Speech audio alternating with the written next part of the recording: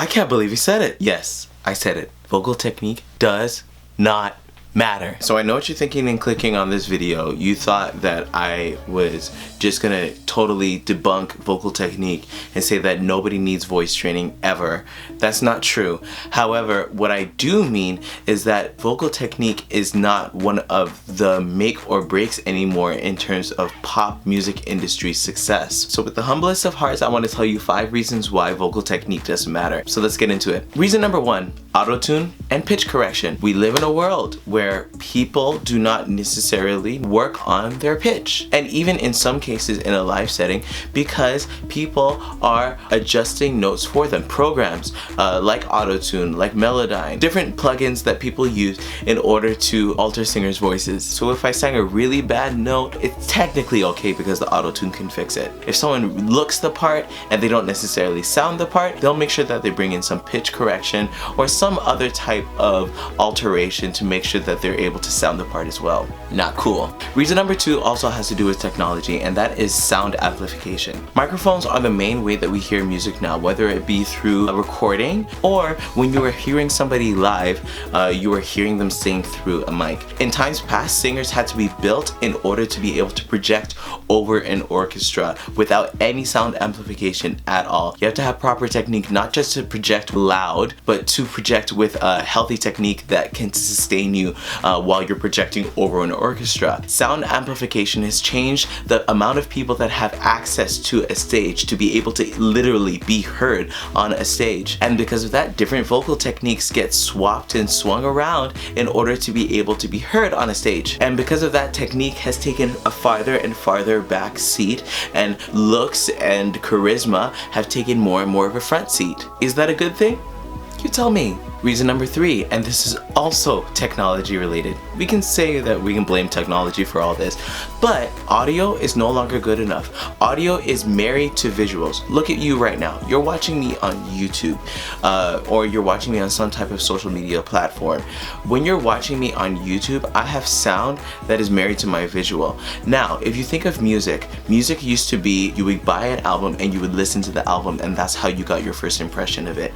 Now, especially even with singles that are being released, there are videos that are being released with singles, and if the music video isn't necessarily high quality, or even the singer isn't necessarily a great looking quality, then we're gonna judge how they sound based on how they look. And so a lot of singers that have great vocal techniques and know how to sing well are put to the back burner, and people that are put to the front are people with not just beautiful faces but extremely large budgets, people that are on major labels, people that are able to buy their way through the music industry. Now, my 4th reason has more to do with the actual singer themselves. People who have great vocal technique can often even be imprisoned emotionally, and I'll tell you what that means.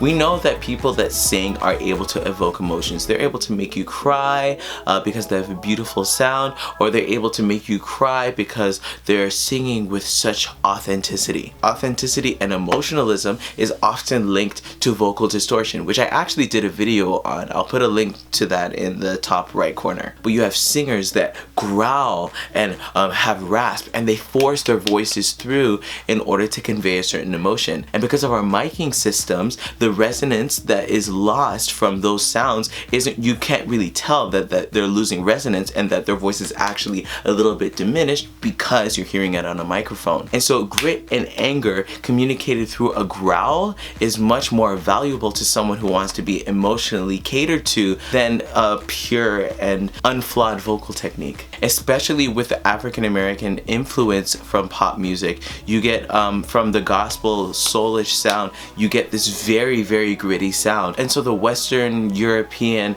pure sound is something that I guess got lost on the way to pop music, or at least the prioritization of it. And thus, to be emotionally effective, singers have a lot more of a demand to be gritty, and in a lot of cases, the people that have the great vocal technique aren't willing to sacrifice their own vocal technique in order to get that extra grit, or they may not necessarily know how to get the extra grit without sacrificing their vocal technique, because it is possible to do that, but the people that do that without hurting their voices are rare. And for my fifth reason, it really comes face to face with my philosophy behind singing. Not everybody is a singer. Very specifically having to do with the music industry, a lot of people that you come in contact with don't necessarily care about the health of your voice. They want you to look great, they want you to sound great, and they not only want you to sound great, but they want you to sound the way that they want you to sound.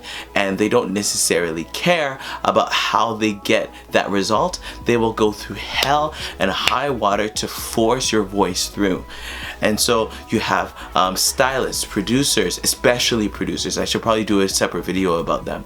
But you have stylists, you have producers, you have songwriters, you have record executives, you have band members, all of these different people that are putting a demand on your voice, and they're not necessarily looking for your health, they're looking for your sound. They don't care how beautiful your voice sounds at certain times. They want to have that grit I was talking about before. They want power, they want explosiveness and loudness, and especially in pop music, because pop music is probably the loudest recorded genre, or one of the loudest, if you're including like other genres like hip-hop and other non-classical genres. We're living in one of the loudest ages in terms of music, but your voice can't keep up with all of that. Vocal technique should matter, but it doesn't matter in the pop music industry right now. So for part 2 of this little series, I'm going to be talking about why vocal technique does matter. But until then, I encourage you to subscribe and even hit that bell that's right beside the subscribe button, because I want you to get a notification when I post the next part. I'm Gerald, and you're on my channel. Thanks so much for listening to me. I'll talk to you later. Bye everyone.